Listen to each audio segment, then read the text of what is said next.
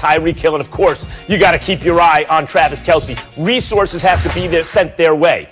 The Chiefs are missing. They're not going to have for the game both offensive tackles, who are both Pro Bowl caliber offensive tackles. And now their backup centers in COVID protocol may not get to play. You know what that means? Andy Reid said what the offensive line's going to do in practice this week.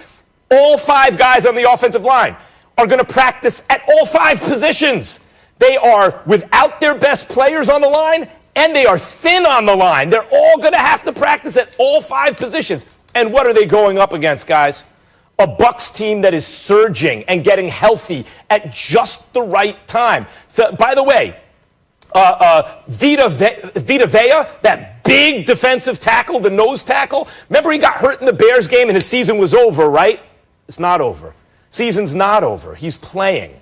And that dude can collapse your pocket. He can get a push in the middle. And then guys like JPP and Shaquille Barrett, those guys are coming to get you. The line of scrimmage, on the other side, the Bucs are totally healthy.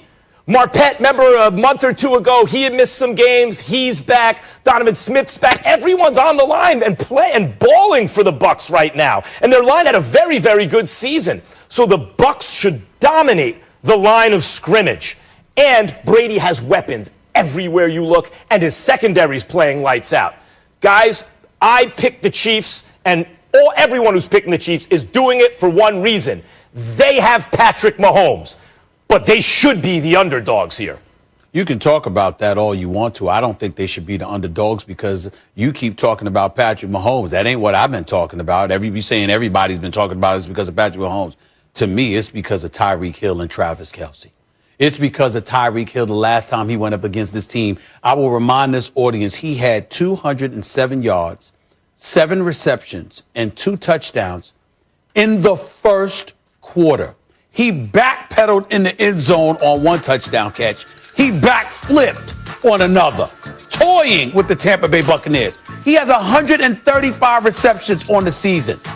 Travis Kelce has 1,416 yards receiving on 145 receptions. They run the football when they want to because they can throw against anybody, and they're looking to throw first.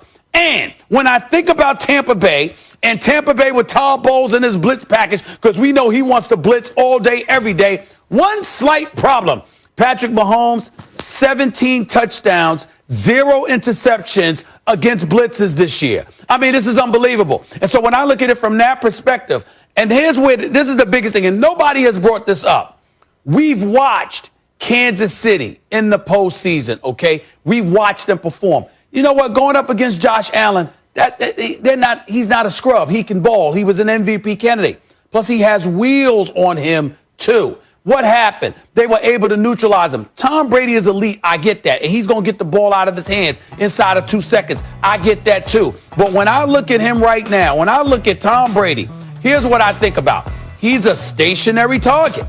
And as a stationary target, you're talking about these boys, the Chris Jones of the world and others, being able to get at him. You're talking about a brilliant football savant in your secondary at the safety spot with the honey badger, Tyrann Mathieu.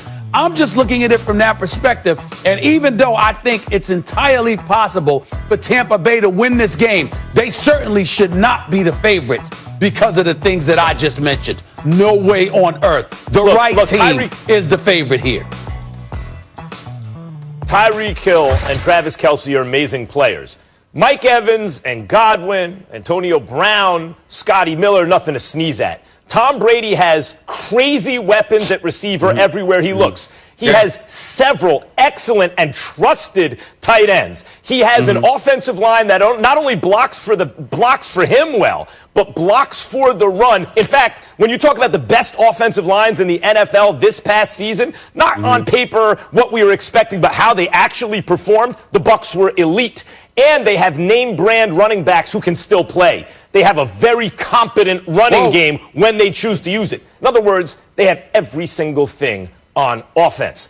On defense, all 3 levels are playing great. And Stephen A., we're hanging our hats on me, Patrick Make up Mahomes, your mind, Max. you on his two best weapons. Make up your mind, Max. Make up your mind. You can't sit up there, oh, the defense is playing great, but in the same breath talking about Patrick Mahomes being otherworldly and being something entirely different. Yeah. We don't give a damn what Tampa Bay has done against anybody else other than Patrick Mahomes, because we saw what happened when they went against Patrick Mahomes. I'm just saying. Max, that's I what already know what I'm you're talking doing about. That's here. why they shouldn't be. That's my point. Hold on, time out. What? That's my point. What is my it? My point is, if you put Aaron Rodgers, Tom Brady, Josh Allen, Lamar Jackson, Deshaun Watson, anyone else on this Chiefs team, they'd be the underdogs. Even with the two premium weapons, based on everything I just went through. Because of Patrick Mahomes, but because it's Mahomes, people are like, well, they're supposed to win. Stephen what A., I'm saying to you is see this. what he's doing? Don't you see exactly what Max is doing? Max is picking the Chiefs, and he's setting it up so he has the excuses in case he's wrong. So he looks right hedging his no bet. matter what. This is all Max's agenda. Now, I'm who should betting be on favored in Brady. the Super Bowl? I'm betting on Brady, and I'm owning it, Molly, Max. who should be I see favored what in the you're- Super Bowl? Cliff Max, we heard Kellerman.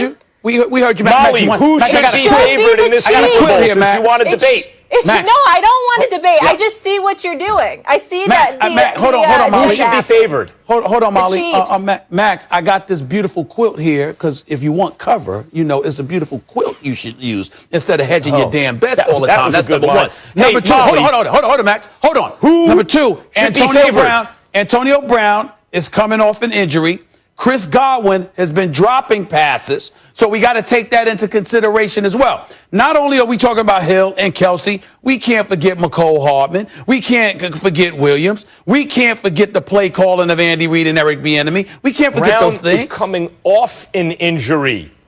I know that. Mahomes' offensive tackles are going into injuries. All right, we got to go. Max, you can get mad at me later, but I just feel like you're protecting your pick here. But we can discuss it more later. Producers are in my ears. We got to go. We got plenty more time to talk Super Bowl, fellas.